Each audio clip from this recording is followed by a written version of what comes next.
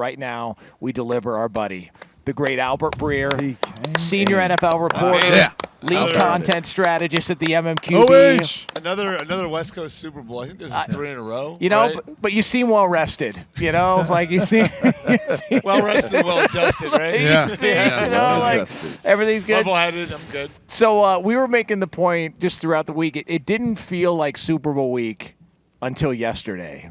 And then yesterday, the crowd started piling I don't know what in. happened. I mean, it was like snap your fingers. No, normally. When did you get in town? I got in town on Sunday. So you've been here. Yeah. It was the weather, though, right? I don't know, man, because the number of people seemed to it was like 10 times what it was on Tuesday yesterday, you know? And I was just talking to Brady about how when we got off the highway coming back from Niners Access, which is in Lake Las Vegas, it probably took us 25 minutes to get from where they're at to the exit, right? To get off and come back here. And it had to have been at least 45 minutes. We probably went a half a mile. Thanks, Mandalay Bay. Thanks for that. Listen, you know, there's a lot going on here. They're trying to keep up with everything. Your thoughts on the slot machines they've got here at Radio Row, and which degenerate flunky member of the media has been over there the most that you've noticed? I wish I had a story about that. I'm normally so out of it when I'm walking in here that I'm not really paying attention. What story do you have then? From the last couple of days? Yes. I got a couple I can't tell. Come on. G-rated? Can we get G-rated? I wish I had something good. No. I'm going to U2 tomorrow night. How about that? You going to U2? Tomorrow night. They're in Oh, nice. Oh, yeah, that's right. They're the Sphere. Sphere, yeah. Oh, man, I've heard that's awesome. That'll be great. So it's like the... Somebody climbed it yesterday. That's like the... Did they? That's a big box to check on the middle-aged white guy to-do list. There you go. Up top. Up top. All right. Up top. Yeah, big time, AB. Hey, up top, guys. Up top. Sorry, Bar. Oh, my bad. Hey, LaVar, he's got an extra ticket. You want to go to U2? Yeah. No. Damn. No. I can't check that one off of my bucket list. Malfunction. It is funny, though, every time I come here. It's like, people have this idea of how glamorous the Super Bowl is going to be here and everything else. Yeah, look how and glamorous this is. And it's still when you walk into the casino, it's still the 75-year-old guy with ripping a dart, playing the slots. You know what I mean? It is. We saw a lot of EMT action this week too. Man. Somebody getting girded out. Oh yeah, we seen some people get carted up out of here, man. Some wheelchair action. People be needing that oxygen. Yeah. Jeez. They've been going got hard. that tank right next to them. Yeah, AB, Lee DeLapp almost needed a wheelchair. Do you? He probably still does. Yeah. Do you think that? Do you take it as a badge of honor that a Buckeye like Mike Vrabel is considered too big to be a head coach? Too physically imposing. That's kind of a badge of honor, isn't it? I'm interested to hear what you guys thought about that because that was it's interesting. That can't be true, right?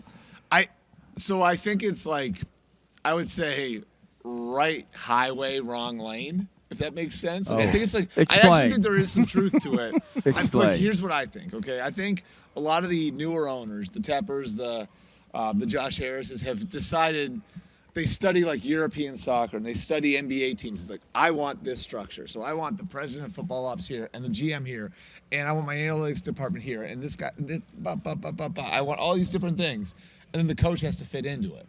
So they have to look like Mike McDaniel. What type of coach does not fit into that? The type Bill of coach, Belichick, Mike Vrabel. Right.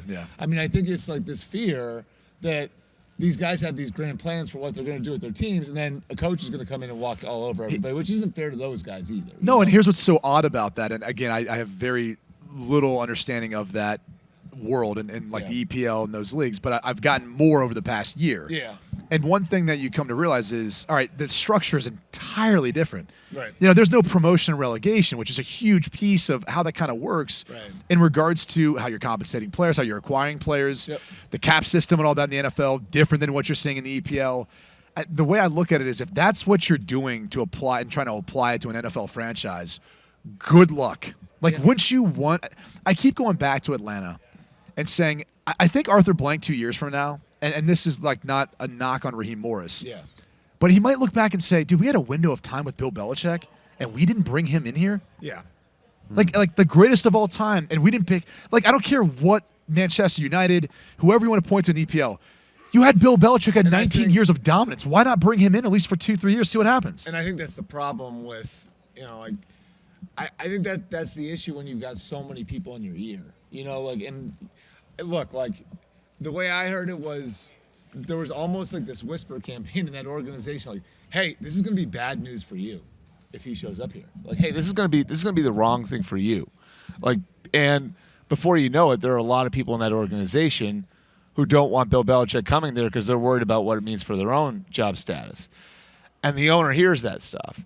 And then the owner starts to think, well, now I'm going to blow this place up, and I'm only going to get 24 or 36 months out of it. And so I think that's where that sort of metastasizes, you know? But doesn't that become a big question, though? Right, doesn't that? Because here's my thing. If that is indeed the thought process of the building, then aren't you a losing building already to begin with? Yeah. I mean, I think that's very fair, yeah. Like, I think, so to me, if that's what the premise of this is all based upon, then you make the decision. Right. I mean, so let me ask you this. If that's the way that things are being governed and looked at this point, what does that mean for this old guard? In which I don't believe Mike Vrabel is the part of the old guard at this point. He's still a young coach in this league. How is he viewed moving forward, and what does this mean for Belichick moving forward? Well, I think it's like anything else, LaVar. Like, what ends up happening is a bunch of people fall on their face, and then, you know what I mean? Then you turn around and you do hire these guys. All this stuff is cyclical, you know? And I think if you really study the history of the NFL, not baseball, not basketball, not soccer, I mean, you can say these coaches are power hungry or egotistical or whatever. A lot of the best teams and the teams that have had sustained success have powerful coaches. Yeah. Like, if you look at the most successful franchises, like, what turned around the Saints? Yeah. Sean Payton. Sean Payton. Yeah. What turned around the Patriots? Bill Belichick, and before that, Bill Parcells.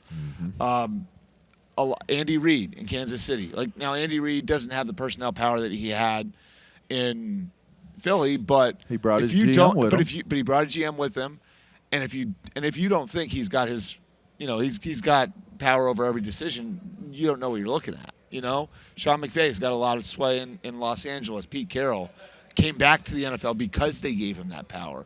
So it all sounds nice to do it a different way, but the model that's worked in the NFL is the one where the coach has a lot of power. Even like the Niners, right? The Niners have got a huge personnel department, a huge analytics department. All these teams want to be like the Apple or the Microsoft of football, right? The Niners are that. And they still have a powerful head coach. Like Kyle, which I was just to say, under the radar, I don't know that a lot of people know this. Like, Kyle's the one who brought John Lynch in. Yep. Oh. Like it's all Kyle. I mean, it's built around Kyle. It's one of the reasons why, like, I think he's the most underrated head coach in the NFL, even with their sustained success going to the championship games. Not only from his offensive prowess, but the entire picture. And he learned from his dad, who was one of the only guys who really had all that power in Denver.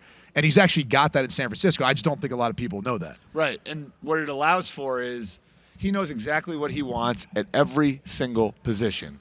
He's empowering the personnel department to go. I'm having some trouble with the mic. I mean, it keeps sliding down. Yeah. You've done an excellent job adjusting his microphone every time. I'm just trying to help out. No, it's perfect. I can use all the help I need. And it sounds so much better when it's right there in your mouth. So, but near your mouth. Everything. So the coach is the one building the team, and you see the way it's being built out, and everybody knows what they're looking for because the coach is setting that up. Right. So there's no conflict. And again, that's the organization that a lot of people look at as the most forward-thinking organization, and it still has the most powerful one of the most powerful head coaches in the league. So, again, like, if you think there's a great one there, I think it's the second most important thing to the quarterback, and it's why Sean McVay makes what he makes, and probably should make more than he makes. Right? Yeah. It's especially when it doesn't penalize you against the salary cap. Right. Like, you could actually make the case that they should be compensated more for that reason. Yeah. I mean, a coach makes $18 million and people's jaws drop. That's like what a right tackle makes. That's like what what a corner makes. And you're going to tell me, look, Lane Johnson's a great player, Hall of Fame player, right? Makes $18 million a year. Who was more valuable to the Eagles franchise over the last 25 years, Andy Reid or Lane Johnson? It's Andy Reid. Yeah. Right? And Lane Johnson's a great player. Is it debatable? Yeah, I mean, it's a great. So that's the thing is, like, Everything's debatable. I think it's a coaches' league, and I think in that sport, coaching is more important than it is in other because sports. the talent is equated. Right. There's a lot more parity than people realize. Yeah. You got a gut feeling on the game, Albert Breer? I mean, I feel like I'm at the point where, I reached this point with Brady. I think it was the Seattle Super Bowl where I'm like, I'm just not picking against him anymore. Yeah. And I feel like that's where I'm at with Mahomes. What? I just blow darted you. I don't know what that means. I know in other contexts what the blow dart stands for. I do not know what blow darting Albert Breer means. I just was trying to put the sleeping dart on him before he made a pick because I know you want to wait until it's game day for you to make your pick, right? But here's the thing: we were talking about this. If you're looking at if you believe in momentum, yeah, Kansas City's got all of it. Right. The Niners haven't played a clean game since the Washington. They have game. not. Like it, and in the last game it was they rested some starters. It was the Rams game. It didn't matter. But it's been a long time since they've looked like the Niners, and they're favored. Like it's just.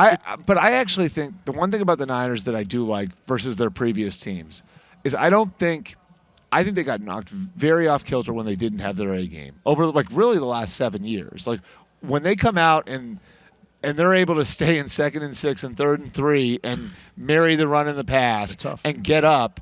And then once they get up, now their defense, that defensive line is rolling. Oh, come on now. Really hard to beat. Hold on, AB. Yeah. Their defensive line hasn't played as well. They have. I mean, they've been a liability. I'm saying when they're in an ideal situation. Okay, and when things are going well for them, right? And the offense is rolling, and again, they're manageable down and distance. And it's like the boulder starts rolling downhill. They're up now. Now the D-line can pin their ears back.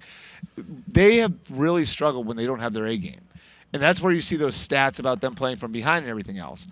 I think in the last 2 games we saw real growth in that area from them, where Brock Purdy didn't have his A game.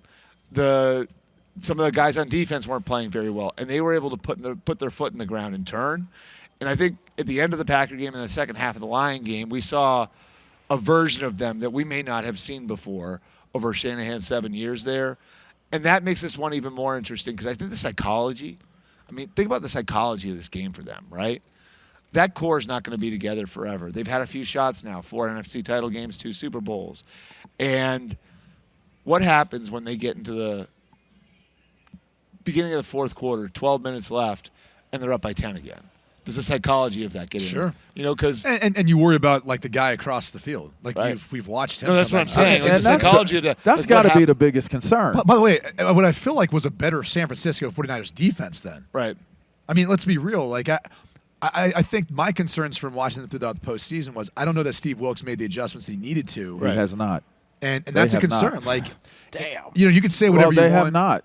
That's just what it is. And look, Andy Reid off a bye has been great. It's a bit nullified because both teams are coming off byes in this case, where it's been a little more even in that regard. But the NFL is a game of adjustments. Yep. And I think for San Francisco, the game has to be played a specific way for them to be able to win. That's what you're basically painting out as you look at yes. Yeah.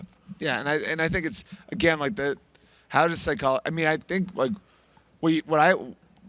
I've come to realize about the truly great quarterbacks, and I'm talking about the top 1% of the 1%, but this is Brady. It's his team can play like crap for 3.5 quarters and he can erase it. Yeah, right. Like that's what happened in the Seattle Super Bowl with Brady, and that was kind of what made me think oh my God, I don't want to pick against this guy again because Seattle completely dominated New England for 2.5 quarters. It looked like a generational defense was rolling.